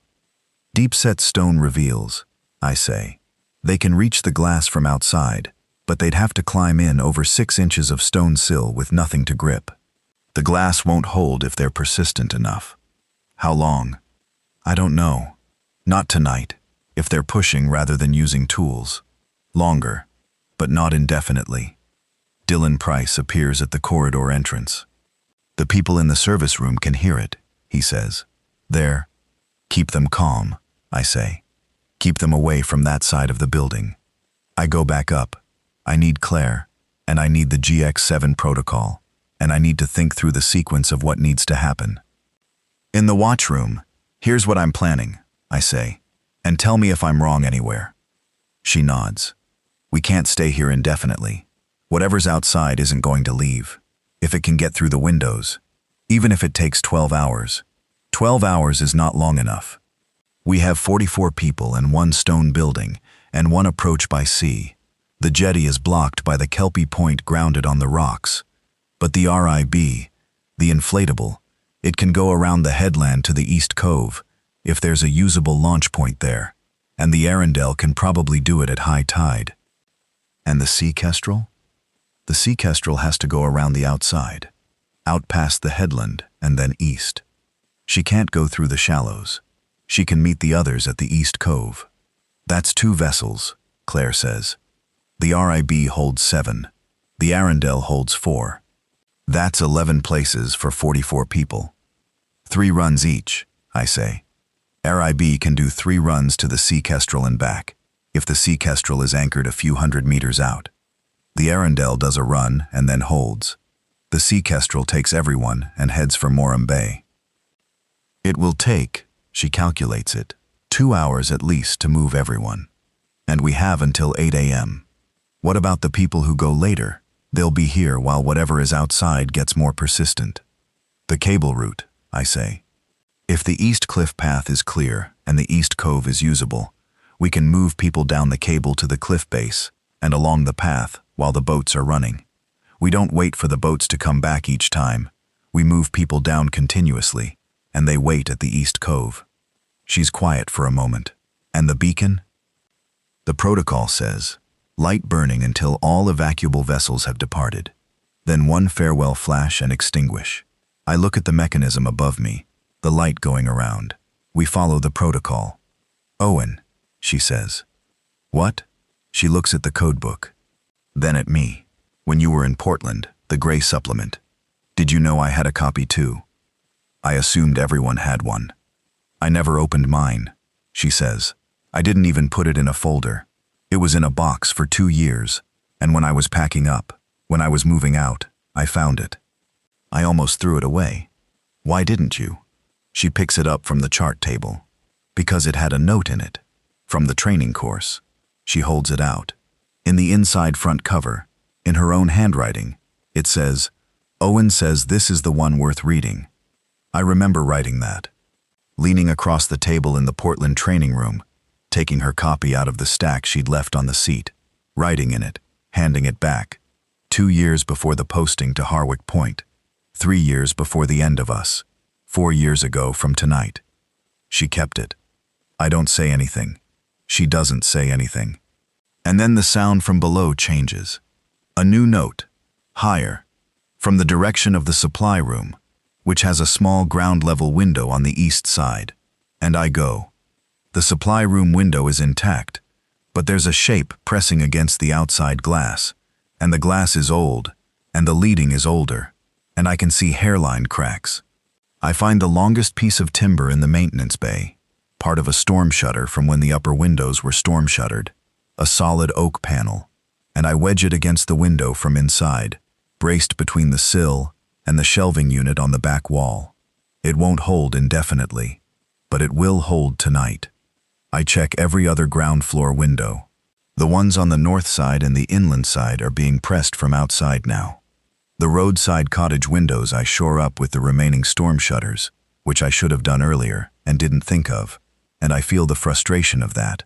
The specific frustration of thinking of the thing after the moment has already partly passed. Then I go to every person in the building, and I tell them what we're doing. I start with Heather, because she's organized and practical, and the other people from the Ridge trust her. Then Bill, who already knows most of it. Then Sarah from the Molly Jane. Then Dylan, who is going to be useful on the cable route, because he's 27 and strong and has something to prove. And I mean that without contempt.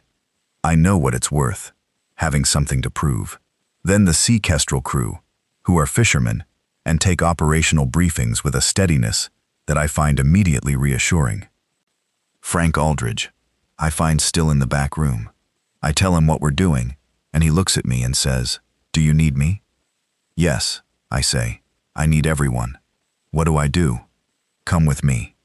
He does. The children go first. The RIB, which is lightest and most maneuverable, makes the first run. The 4 children and their 4 parents or guardians, plus Judith and Eli, go in the first rib load. 8 people in a 7-person inflatable, but it's a short run to the East Cove, and the sea on this side of the headland is relatively sheltered. The RIB's skipper, a young man from the original 7 on it, Danny, 22, who has been running inflatables since he was 14, does it smoothly, and in 12 minutes comes back. Getting to the RIB is the challenge. We use the cable route. I go first, to prove it holds. The cable runs from a bracket at the base of the tower, and the access is through a hatch in the supply room floor that I've never used in 4 years, and which takes 10 minutes to locate because it's been covered by shelving that I shift with Bill's help. Below the hatch is a small platform, and then the cable system, a tubular steel frame with a trolley and hand grips, and the cable itself goes out through a slot in the cliff face at an angle that takes you across the south face and around to the east face, approximately 30 meters of traverse at 60 feet above the sea. The traverse is not something you'd do in daylight without briefing. In the dark, with the sea below and the sound of whatever is at the cottage door coming up in the wind, it is a genuine test of nerve. I do it in 4 minutes. The cable is sound. The intermediate fixings are all solid. I check each one as I pass.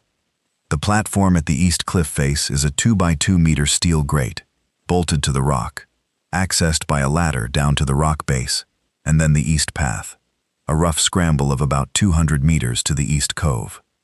I radio back to Claire on the handheld. Route is clear. Start sending people. She starts sending people.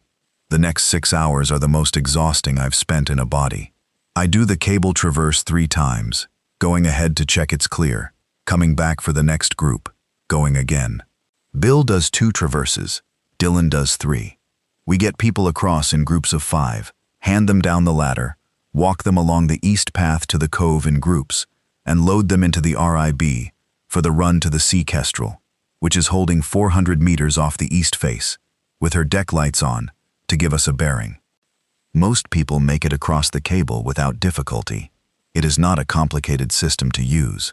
The trolley runs on the cable, and you hold the grip bar and walk your feet along the cliff face, and as long as you don't look down, it's manageable. But 3 people cannot do it. One woman, who I later learn is named Patrice, has a kind of paralysis when she gets to the cable bracket and looks out at the traverse. She simply cannot go. Her body won't.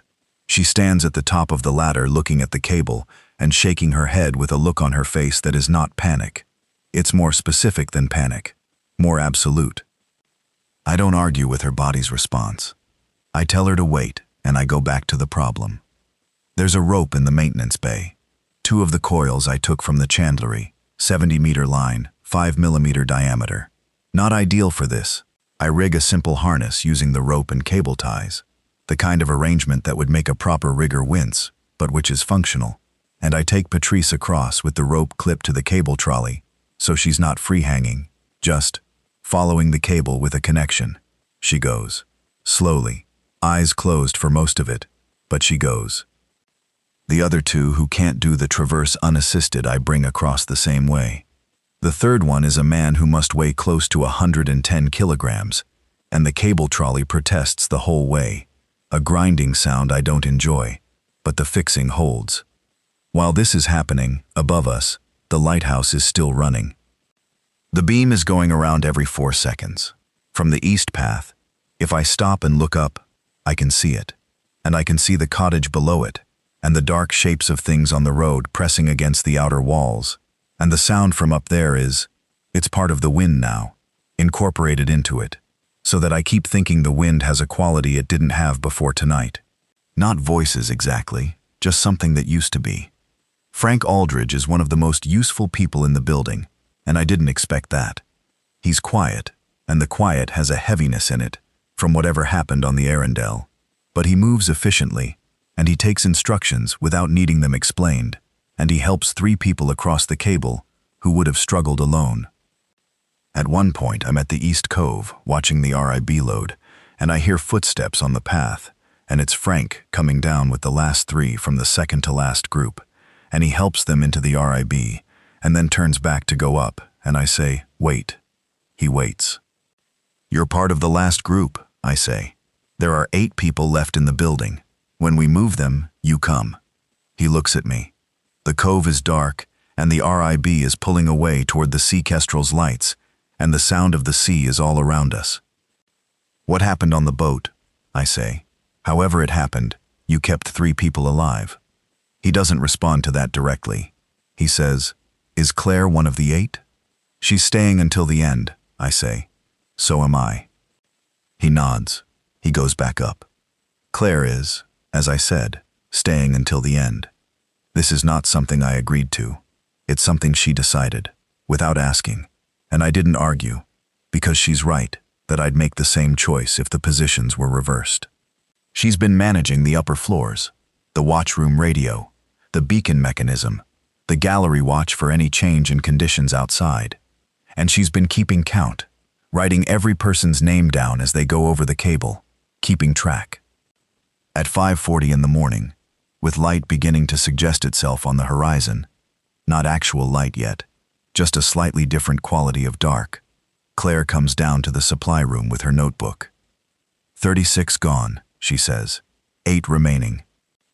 The 8 are me, Claire, Bill Tredenick, Frank Aldridge, Dylan Price, Sarah, Heather with Sam, and a man named Reg Bowers, who's 67 and has a bad knee, and has been waiting his turn without complaint for 3 hours. Okay, I say. It's time. One thing first, Claire says. The radio. There's been a new signal in the last 40 minutes. From the unidentified lighthouse. The one with the evacuation coordinates. What does it say? It's simple. It's using the standard emergency prefix, not the supplementary code. Just, arrival window closing. Proceed directly. We're going, I say. Yes, but Owen, she stops. The signal's been repeating, and about 20 minutes ago, I detected a response to it. From further up the coast, from a different lighthouse, responding in the same code. Someone else heard the signal. Multiple someones. The response was relayed through at least 3 stations. Someone up the coast has set up a relay chain. Someone who knows how this protocol works. Trinity House, I say. Or a keeper who was trained the same way we were. Does it change what we do? No, she says. But I wanted you to know. We're not the only ones who got the message. Reg Bowers goes over the cable first of the final group. He makes it with methodical determination, gripping the bar and moving one step at a time, and Bill is below on the ladder to help him down and along the path. Dylan goes, then Frank, then Sarah, then Heather, and I help Sam onto the cable trolley after her, and talk him across. The boy is extraordinary. He faces outward, and watches the sea the whole way, and doesn't make a sound, and when he gets to the other side, he turns and nods at me, very seriously, as if he's marking something done. Bill is last before us. He's made this traverse so many times tonight that he goes across without slowing. When he's through the hatch on the far side, I hear him call back, his voice very steady. Your turn. Claire goes. I hold the bracket while she clips on, and she looks at me from 2 feet away in the half-dark. Thank you, she says. Not for this moment specifically, for something larger. You came back with the book, I say. You were going to figure it out anyway. No, I say. I wouldn't have known about GX7 without you. I knew the supplement existed, but I wouldn't have connected it to the signal without you working out the sequence. She looks at me, and then she goes. I watch her traverse the cable, careful, steady, not hurrying, and when she's on the far platform, I hear Bill's voice, the big, quiet voice. Got her. I go back up. The beacon is still running, 4-second rotation. I go to the lantern room for the last time, and I stand in it for a moment. The mechanism is running smooth. The bearing I replaced this evening, 7, 8 hours ago now, an entirely different world, is performing perfectly. The light goes around and around. I look at the housing cover, properly closed. I look at the chart on the wall that I've had here for 4 years, water-stained and marked with my own notes. I look at the rag that used to be a shirt. I go to the main switch on the drive mechanism, the one that cuts power to the beacon completely. The 3-hour warning. The GX7 protocol, the farewell signal. I flip the switch. The motor winds down, the rotation slows. The light in the lens dims and stops. Harwick Point goes dark. In the darkness and the sudden silence of the mechanism, the sounds from outside the building are very clear. The sea, the wind, the dull, continuous pressure on the cottage door, which has been going for hours. I go to the manual backup and send one 3-second flash. One long, bright pulse out over the dark water, in every direction. Then I close the lantern room and go down. At the cable hatch in the supply room floor, I put on the harness I've left for myself, the rope arrangement, because I'm going to come across with the torch and the orange code book and Claire's notebook and the GX7 supplement and one of the handheld radios, which together don't add much weight, but I want my hands reasonably free. And I look around the supply room one last time. The shelves are mostly stripped. The food I couldn't take has been left here. The tool chest. 4 years of this place. Something thumps against the supply room wall. A repeated, patient, rhythmic impact on the other side of the stone. I go through the hatch. The cable traverse at dawn is different from the cable traverse at night. The first real light is coming now, pale and thin, and I can see the sea below me when I look, which I try not to do, and the cliff face and the rope fixed to the cable trolley making a gentle arc from my harness to the overhead wire. I can see the east path below. I can see Bill standing at the cliff base looking up. I can also see, when I pause at the second intermediate fixing to check it, the top of the headland above the cottage. And on the access road, on the headland slope, and yes, on the approach to the cottage, there are a lot of them. Dozens. Their movement is what I've come to understand as their characteristic movement, that slow, relentless forward lean, as if they are being pulled by something subtle, as if the world has a tilt that only they can feel. They're not looking up at the cable. They're looking at the building, the door, the walls. I go the rest of the cable without stopping. Bill catches me at the bottom of the ladder. He's a big man, and his hands on my shoulders are steadying, even though I don't need steadying, or I tell myself I don't. "We're all here," he says. I step off the ladder onto the rock base and look down the east path. The group is assembled in the east cove. The RIB is there. The Arundel is there, rocking gently in the sheltered water. Through the cove mouth I can see the sea kestrel's lights. 44 people. All of them. I take a breath of salt air and sea smell, and the specific cold that comes just before dawn in September. Claire is standing at the back of the group. She's got the canvas bag. She's got the code book and her notebook and the GX7 supplement, all of which I left for her to bring. When she sees me on the path, she just nods. We load the last 8 into the RIB and the Arundel. The run to the sea kestrel takes 7 minutes. On the sea kestrel, 44 people in a space meant for 6 crew it's a lot. People are on the deck, on the hatch covers, in the wheelhouse, in the small crew cabin below. The children are below, which is warmer. The deck is cold, and the swell, once we're clear of the headland, picks up in the way it does at dawn, the sea finding its rhythm for the day. Bill takes the wheel. He knows this water. He knows the coast. He sets a heading northwest, and the sea kestrel turns, and the engine picks up, and we start moving. I stand at the stern rail and watch Harwick Point go. The tower is visible for a long time. The lighthouse isn't lit. For the first time in, I don't know, weeks? Months? However long since the last bulb replacement, Harwick Point is dark. It gets smaller. The headland gets smaller. The figures on the headland are too far away to see individually. Just a blur, a population. Then even the headland is gone behind the curve of the coast, and there's just the sea. Claire comes to stand beside me at the stern rail. I look at her. She's looking at the coast, the outline of the cliffs, the dark green of the autumn grass on the tops, the long pale line of the dawn sky behind the hills. "The GX7 protocol," she says. "Do you think someone wrote it expecting to use it?" "No," I say. "I think whoever wrote it hoped they'd never need to." "Do you think anyone's at Moram Bay?" "I don't know. But the relay chain, if there are keepers up the coast who've been holding stations and relaying the signal, then there's someone there," she says. "There's a chance?" she says. "I've been thinking about why I kept that book, the supplement." "You don't have to." "I know I don't. I want to." She pulls the canvas bag further up her shoulder. "I kept it because I kept everything from Portland. Even the things I should have let go. I'm not sure that's a virtue. It was useful tonight. That's different from whether it was healthy." I look at her, and she looks at me, and the sea kestrel rises on a swell and drops, and the spray comes up fine and cold. I didn't take the Harwick posting to get away from you, I say. That's what you probably thought. I took it because I needed somewhere where the job was the whole thing, where there was no gap between what the work required and what I was able to give.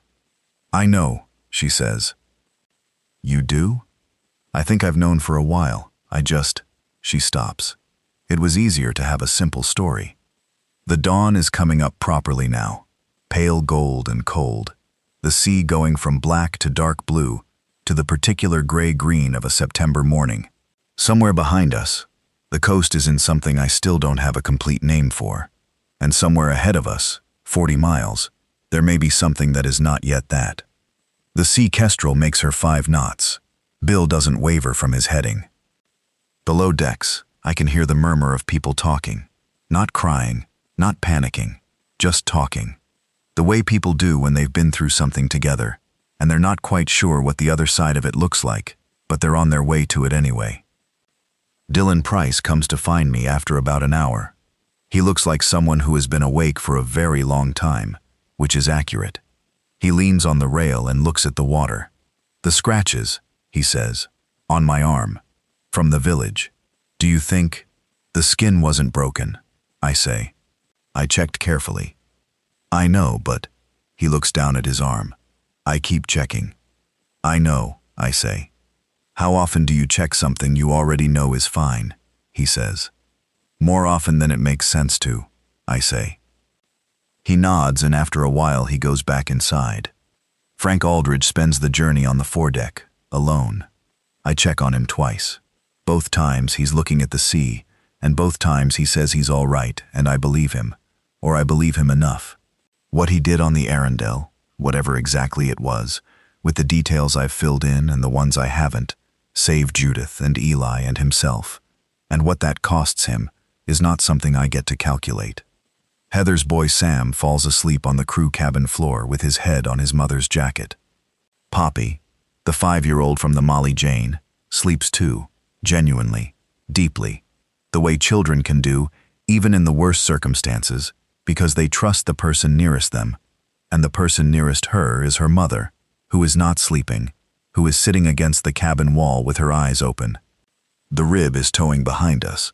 The Arundel is keeping pace off the port quarter. At one point, the radio comes to life, the sea kestrel's set, which is considerably more powerful than my handheld. A voice on channel 16, clear and close. All vessels northeast. All vessels northeast. This is Moram Bay Emergency Coordination. We are operating on channel 16 and channel 67. We have a reception area established. Please identify your vessel and number of persons on board. We have medical teams and shelter available. Over. I pick up the handset. Moram Bay Coordination. This is Sea Kestrel out of Harwick Cove. 44 persons on board, including 4 children. We are approximately 20 miles out. ETA approximately 4 hours. Over. Sea Kestrel. We copy 44 persons. You have space. Moram Bay out. We have space. Those 3 words. I put the handset down and look at Claire, and she looks at me, and she has put down the code book and the notebooks and the GX7 supplement on the chart table beside her, and her hands are, for the first time since she came through the hatch of the lantern room last night, completely empty. 44 people. 4 hours. The Sea Kestrel moves through the morning sea. I take the wheel for a while to give Bill a rest, because Bill has been awake as long as I have, and his hands, I notice, are starting to shake slightly with fatigue. The wheel is warm from his grip. The compass heading is 315, northwest, and the Sea Kestrel knows her business, rises on the swells and comes down clean. Behind us, the coast is a long, dark line, and ahead of us, there is water, and then more coast, and then Moram Bay, which I've never been to, and which existed until last night, only as a name on a chart. Claire sits at the chart table in the wheelhouse and works on decoding what's left of the unidentified lighthouse's signal. She's been at it in fragments all night, and she has most of the sequence now, and she says, at about 7 in the morning, that she's worked out what the last part says. Tell me, I say. She looks at her notebook. Station signed off at 0400. Final message, route clear. Coordination active. All keepers maintain protocol. She looks up at me. Signed with an identifier code. Station ID prefix 7H. 7H, I say. That's 7H is the Trinity House regional identifier for the East Devon district, which means it was a Trinity House station, which means it was an official station following emergency protocol, I say, which means whoever activated GX7 tonight did it through official channels. Someone in Trinity House knew this was coming, Claire says. Or, someone in Trinity House was prepared for a scenario like it. She looks at her notebook. The Portland training. The archive modules. Someone made those available for a reason. Someone made them available because it's part of the history, I say. The emergency protocols exist because someone in 1940 thought they might be needed, and they were needed, and then they weren't needed for 80 years. And then tonight, she says. Then tonight. She closes the notebook and holds it in both hands. I was going to throw away the supplement, she says again. The gray one, when I moved. But you didn't. No. What made you keep it? She's quiet for a while. Long enough that the sea kestrel has gone over 3 or 4 swells in the time, and the light has changed, the dawn gold softening into ordinary morning. Your handwriting, she says. Owen says this is the one worth reading. I couldn't throw that away. 4 years ago. 3 years before the end. 5 months into knowing each other. The training room in Portland, with the handouts stacked on the shared table, and the August heat coming through the windows, and her with her notebook, and me leaning across to write in her copy of the supplement, because I thought it was the most important document in the stack, and I wanted her to read it. Just that. Nothing more calculated than that. But here we are. Here. Morecambe Bay comes into view at 9:12 in the morning, about 40 minutes behind my estimate, because the swell picked up and slowed us. The bay is wide and shallow, a crescent of sand backed by a long flat area that from the sea looks like a combination of car park, cleared field, and repurposed industrial space. There are tents. There are people moving, lots of them, organized movement. There are 3 other vessels anchored in the bay ahead of us, 2 fishing boats and something larger, a ferry or a small passenger vessel. And on the hill above the bay, looking down at all of this, there is a lighthouse. Small, not as old as Harwick Point, painted white. Its light is on, going around in the morning sun, visible even in the daylight, steady and patient. Someone kept it running. Someone kept it running, and sent the signal and built the relay chain, and is still running it, right now, in the morning, because there may still be boats that need it. I cut the sea kestrel's speed to about 2 knots, and we come in slowly, and a tender comes out from the beach to guide us to an anchorage point, and the man in the tender, 50s, weathered face, Trinity House board overalls, exactly the kind of man I've worked alongside for the last 7 years, calls up to us. How many on board? 44, I call back. He nods. He makes a note in a binder. You'll anchor here. We'll bring you in groups. There's food and medical on shore. Welcome to Morecambe Bay. Then, because apparently he is a man of my own kind, he says nothing else. He just points us to the anchorage and goes back for the next tender.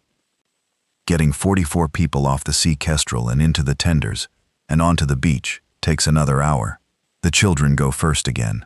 Poppy wakes up when her mother picks her up and looks around at the bay and the tents and the morning with a completely open expression, just seeing it, and then puts her head back on her mother's shoulder. Sam Marsh goes in the second tender, and on the way in he sits in the bow facing forward and watches Morecambe Bay coming closer like he's taking measurements. Dylan Price steps off the tender onto the beach and immediately sits down on the sand and stays there for a few minutes, just sitting, and I understand that completely. Frank Aldridge goes last of the passengers. He stands at the rail before he gets into the tender and looks at the bay and the lighthouse on the hill. He says nothing, but when he gets into the tender, he sits very straight and his hands are steady. Claire and I go in the last tender with Bill Tredenick. Bill shakes my hand before we get in. He's got a grip like the sea itself, and he shakes my hand and then looks at me and says, "Good work tonight, son." And I know that from Bill Tredenick, this is not a mild compliment. In the tender, on the way to the beach, Claire has the canvas bag on her lap. She's holding the handles. The bay is calm inside the headland, and the morning is cold and clear, and above us on the hill the lighthouse is going around. "Do you think it's actually safe here?" she asks. "I don't know," I say. "I think someone is trying to make it safe. I think there are people here who know what to do. That's the best it gets right now." "Is that enough?" I think about 44 people. About the coal door, and the oak bar, and the cable across the cliff face in the dark, and the 3-second farewell flash going out over the water. About the GX7 supplement in a gray A6 pamphlet that someone couldn't throw away. "Right now it is," I say. The tender's bow touches sand. The man from the Trinity House board is waiting at the waterline, and he offers a hand, and Claire takes it and steps out, and I step out after her, and the sand is cold through my boots. On the beach there are people. Dozens of them, maybe more. People from other boats, other coasts, other long nights in stone buildings, or on open water, or in whatever shelter they could find. There are tents, and a field kitchen, with a gas burner, and a smell of coffee that hits me in a way I haven't been hit by a smell in a long time. There is a young woman in a red jacket who takes Sam Marsh by the hand and leads him toward the tents, like she's been doing this all morning, which she probably has. There is a man in his 70s crouched next to Patrice, the woman who couldn't cross the cable unassisted, who went across in the rope harness, and talking to her very quietly. There is someone wrapping a foil blanket around Reg Bowers's shoulders, and Reg is letting them do it, with the look of a man who has deserved this specific thing for some time. I stand at the waterline for a while. Claire stands beside me. The lighthouse on the hill goes around and around, white in the morning light, doing what it does, what it's always done. "The code book," I say. "What about it? When this is over, whenever this is over, the signal protocol should be properly documented. Updated. There are people out there who kept lighthouse chains alive last night without knowing what they were working with. If someone had a proper reference." "I know," she says. "I was thinking the same thing. We both did Portland. We both have the archive training. You want to write an updated protocol," she says. "I want to make sure nobody has to figure it out in a supply room at 11 at night, with the tide up and people at the door." She looks at me. The morning light is hitting her face and she's tired. We're both about 12 hours past the point of functioning normally, and she has a mark on her left cheek from where she rested it against the chart table at some point. A faint grid print from the chart paper. "Okay," she says. "When this is over, when this is over." The man from the Trinity House board comes back to check us in. He has his binder and his pen, and he asks our names, and he writes them down. "Owen Dalby," I say. "Lighthouse maintenance technician, Harwick Point." He looks up. "You're the Harwick Point keeper?" "Maintenance technician, but I was the only one there tonight, so yes." He makes a note, then he says, "The keeper at Morecambe Bay asked specifically about Harwick Point. He knew the station. He said if the GX7 signal reached it, there was a chance someone there would understand it." "Who is the keeper here?" "Retired now. Was stationed at Faring South for 12 years before it went automated. His name is," he checks the binder, "Harold Penn." Faring South, the lighthouse that went dark last night. Harold Penn wasn't at Faring South when it went dark. He was here. He'd been here for who knows how long, running the Morecambe Bay light, and sending the signal, and building the relay chain, and waiting. He knew about GX7. He sent the signal. He kept the light. "Can I speak with him?" I say. "He's in the main tent. He's been up all night too." A look from the Trinity House man that I recognize as one colleague to another. "He'll want to speak with you. He's been watching the AIS all night, waiting to see which stations checked in." I look at Claire. She nods. We walk up the beach toward the tents.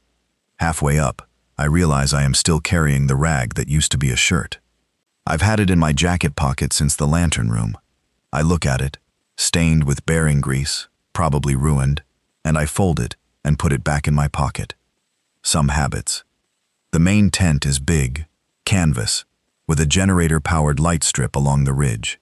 Inside there are camp chairs and folding tables and boxes of supplies and about 30 people in various states of exhaustion and relief. A field kitchen in the corner with the coffee, which is real coffee, not the instant I've been living on for 4 years. And I take a cup and drink half of it standing there, and close my eyes for a moment. When I open them, there's a man watching me from across the tent. He's old, 70 at least, maybe more. He's wearing exactly what I'd expect. Canvas trousers, a heavy wool sweater, the look of someone who has spent so much time outdoors in all weather that the outdoors has become part of his face. He's got a mug in one hand and a chart rolled under the other arm, and he's watching me with an expression that I recognize because I've seen it in the mirror. The expression of someone whose whole life has been maintaining something, and who has spent tonight finding out whether it still mattered. I cross the tent to him. "Harold Penn," I say. "Owen Dalby." He doesn't ask. He just says it. He already knows. "How's the Harwick mechanism?" It's such a specific question. The kind of question only one type of person asks. "I replaced the bearing last night," I say. "About 7:30, just before she arrived." I gesture, meaning Claire, who is just behind me. "It was running clean when I extinguished the light." "Good." He nods, as if this is the important part, as if it matters that the mechanism was running clean. And it does matter. I understand that. "I was at Harwick Point once," he says. 1989, 6 months.